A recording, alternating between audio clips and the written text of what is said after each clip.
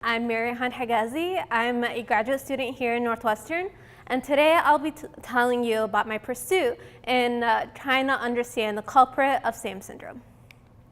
So I want to first start off with this picture. As you can see, these are adorable babies. And because I'm from the Pathology and Dermatology department, I also noticed their amazing skin. Babies are notorious for their soft and smooth skin, and many people try to have their skin achieve the level of smoothness that they have. But it's unfortunate, but there are some parents that cannot hold their baby and feel their amazing skin. Instead, some babies are born with a genetic disease called SAM syndrome.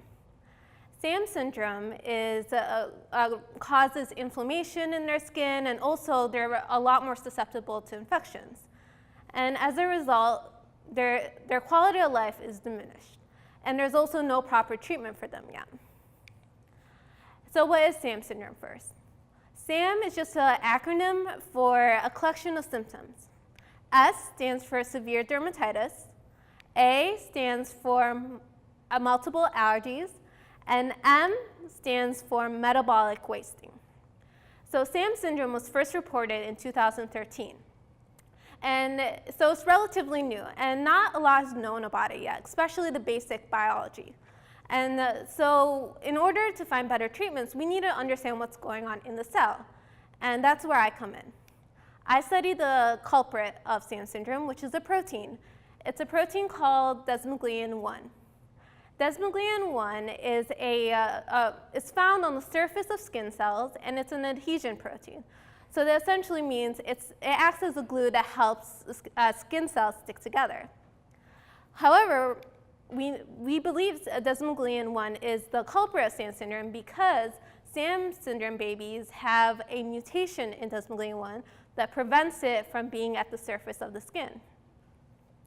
And so we are not exactly sure how this occurs, why desmoglein-1 is not at the surface of the skin, but one explanation could be is that this is a problem with its delivery. Desmoglein-1 is not being delivered to its proper place.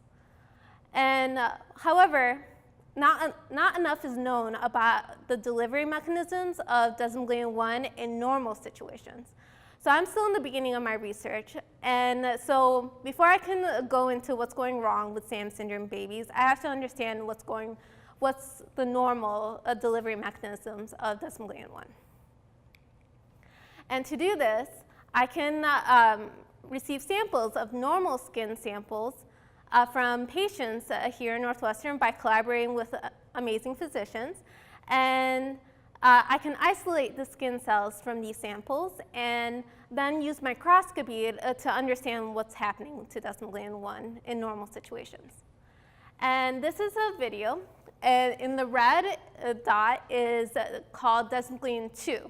So this is a family member of desmoglein-1. We have not yet done videos of desmoglein-1 yet, but this is essentially what I want to see. I'll play this again. What you'll see is the red dot, which is desmoglein-2, moving alongside these blue fibers. And these fibers are called microtubules. As you can see, desmoglein-2 was essentially moving along microtubules.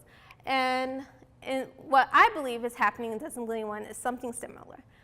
I believe the microtubules, which are essentially the tracts, are important for the delivery of desmoglein-1 because it's using these motor proteins, which is essentially the truck that walks along the microtubules.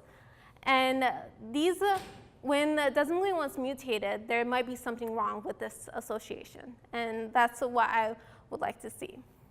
But to do this, and using these movies that I can watch desmoglein-1 moving, I can then use pharmacological and genetic approaches to remove microtubules or motor proteins and see how they affect desmoglein-1 delivery.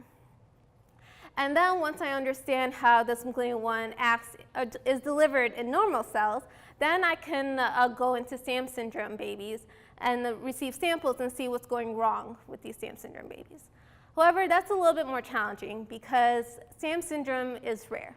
So it will be hard to get samples for them, but because there's only 6 reported cases so far. However, just because it's rare doesn't mean it shouldn't be not studied. It's severely understudied as of right now. And the reason why we should study this is also because SAM syndrome is severe. There is only, of the 6 reported cases, 3 of them have been lethal so far. And so this is where my research and why I'm here today is that my research aims to not only provide the fundamental knowledge to find better treatments for these SAM syndrome babies, but also I'm here today to spread awareness of SAM syndrome, so to allow more people to know about it since it's a relatively new condition. Thank you.